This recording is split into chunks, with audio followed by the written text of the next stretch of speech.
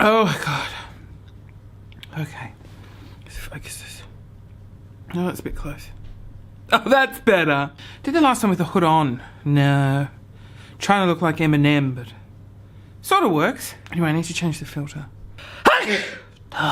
What am I allergic to? It just makes it look a bit fancier, don't you think? So I'm just going to fiddle over here. Oh, I love a good fiddle over there. I think I'm good. I have my baked potato in the oven. You might be able to hear it ticking away. It's very annoying. I think I've made it relatively clear that I'm afraid of balloons. Oh my God, I hate balloons so much. I don't like them. I think it's just the fear of not knowing when they're going to pop that terrifies me. I would say explode, but I don't have a fear of things exploding in my face. I'm probably going to edit that out. Who knows? No, actually I'm going to leave it in because that's the type of lowbrow human I am. Another horrific fear I have, just like balloons, is horses. I once worked... Why do I have... God, mention the word explode and my throat goes into meltdown. I don't like horses. Boo. They scare me. I once worked at a summer camp in California in America. It was one of the most amazing experiences I ever had. I was put on a farm. It was very Manson family ranch, but it was beautiful. They had beautiful animals. There was a garden. What I tell people is just picture the Manson family ranch without the murderers, because that's what it was like. And it was just so incredible, so picturesque and so stunning. And I would have lived there forever if I could have. There was just one small problem, is they had a lot of horses and they were terrifying because they were all jerks. They could tell I was scared of them. And there was one particular horse and it would come up to you and it would just like push you over. It would just push you over. What a f***ing of a horse. Every time I would go into the horse paddock, which was once only, I went in and this horse was like, oh, I can tell you're scared. And it just started slamming its head in me and I started to cry and there was kids and I had to be like the adult in the situation, be like, these are tears of happiness because I just love horses so much. Can we please leave? Fuck, just stop being a massive dick. So my first year at camp was amazing. There were no big incidents, apart from, Mr. Head McBashy, a couple of tears, a couple of meltdowns and some sort of rocking in the corner. But that was absolutely nothing when you compare it to the next incident that happened a year later. I was excited to be back, see all the familiar faces. It was great. All the counsellors got to camp before the kids and we had a couple of days where we set everything up. Tents, pit toilets. Oh, Christian, why the hell would you enjoy a camp where you sleep in tents and have pit toilets? Trust me, it was amazing. So we set it all up. At the end of the week, we were all going to go to the lake and sit around the fire, so camp, like not gay camp, but very like traditional camp, and light a fire and sing songs. Kumbaya. Can you like imagine if we chanted like satanic rituals out there? Hi, can I request a song? Kumbaya, please. And everyone's just like... I think it's just because it gave off Manson family ranch vibes that I just picture everyone getting murdered. No one got killed. Oh, I need to do my jumper up. Okay, so darkness falls on the camp and there's a full moon. There's probably about 15 counsellors at this point. We all start walking to the lake. Now, to get to the lake, you had to walk through the horse paddock. Now, I was fine because I was going to walk in the middle of everyone and I would be safe. On the way to the lake, before the horse paddock, one of the counsellors goes, oh, we don't have the water buckets. We can't light a fire without these water buckets because we're in the middle of a national park in a beautiful, like, forest where the world's largest trees are. It's stunning. So I'm like, that's fine. I'll go back and get the buckets. You go on and I'll meet you there. Walk back. Oh, get the buckets. Oh, I've got some buckets. I'm a hero. And then I get to the horse paddock and I'm on my own with 2 buckets. And I'm like, shit.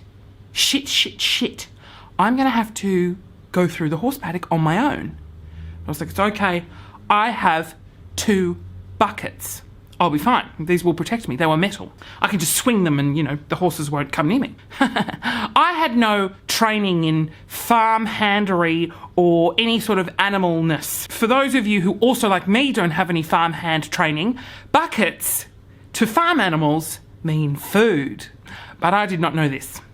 I thought they meant weapons. Stay away from me. So I quietly open the gate. I lift the little chain, and this is a huge, massive gate, and I like move it, and it goes, and I close it. Turn around. So far, so good.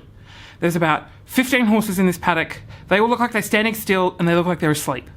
I'll be okay. I'll walk briskly and quietly. So I've got my buckets, and I start walking, and I'm like frantically looking around. Like, okay, they're there, and there's like a grove of trees. And the grove of trees, these trees are massive, like they're the size of apartment buildings. They're huge, and there's this like circle of them.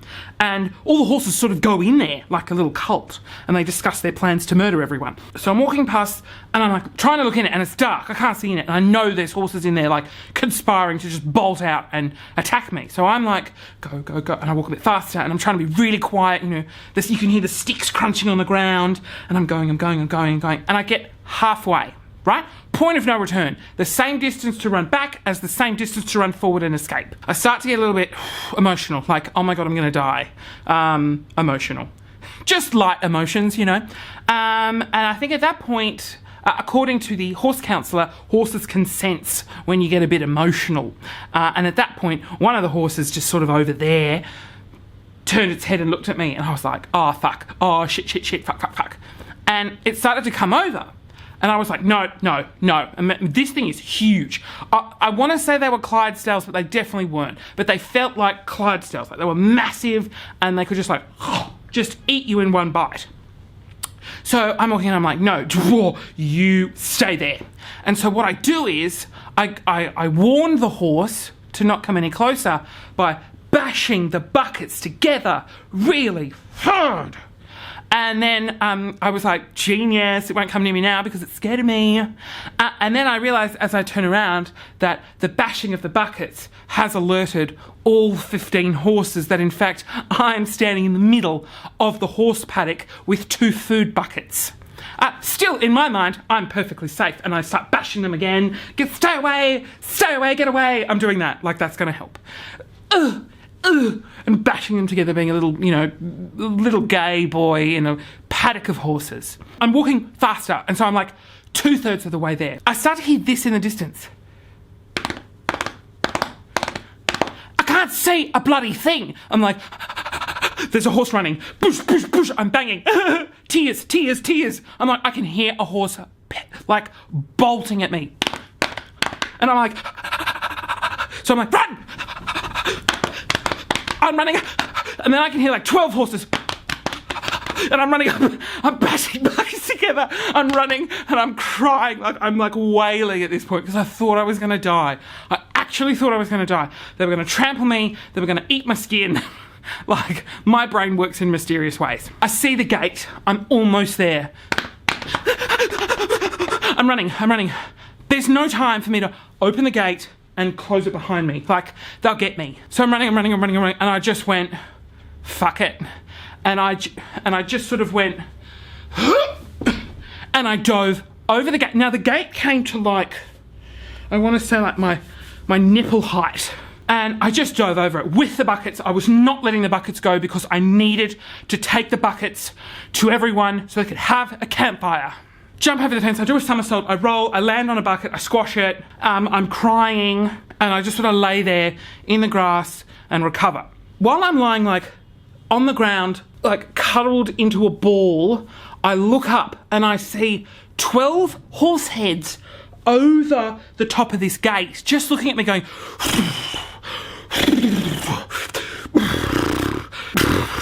and like heavy breathing, and I'm just like, and I just roll further away. I couldn't get up and use my legs. I couldn't stand up. So I roll further away. And you think I'm being dramatic over nothing? These horses are so terrifying. They don't wear saddles. They are not trained. They're like wild beasts. So I regather myself and I go to where all the counsellors are. They've started the fire. I've got one bucket that's just flat and one that's got so many dents in it. Like, these were two metal buckets that I just destroyed. So I had to try and push the bucket open so it resembled some sort of water holding device. And I walk over and there's this huge fire. You know, because of the huge fire, they didn't really see in great detail my disheveledness and red puffy eyes and tears. So I walk up to Jill. Now, Jill is the horse counsellor at the time, and I put the buckets down. I'm like, here are the buckets, guys. And I walk up behind Jill. She's looking at the fire, and I go, hey, Jill, hi, how are you? You good? Yeah, great. I really need to go back to my tent. Like, I did not want to be at the campfire. I wanted to go home, go to sleep, and just cry. And I was like, but to get back, I need to go through the horse paddock again. The only way was to go back through the horse paddock. And I said, I just really need you to take me. It's been an incident. I urinated myself. I'm crying. Just take me home, Jill. So Jill is this like hippie, dreads, tall, this stunningly beautiful, I think she was the same age as me, 20 something. And she's like, I'm one with the world and the earth. And she's so hippie and peaceful.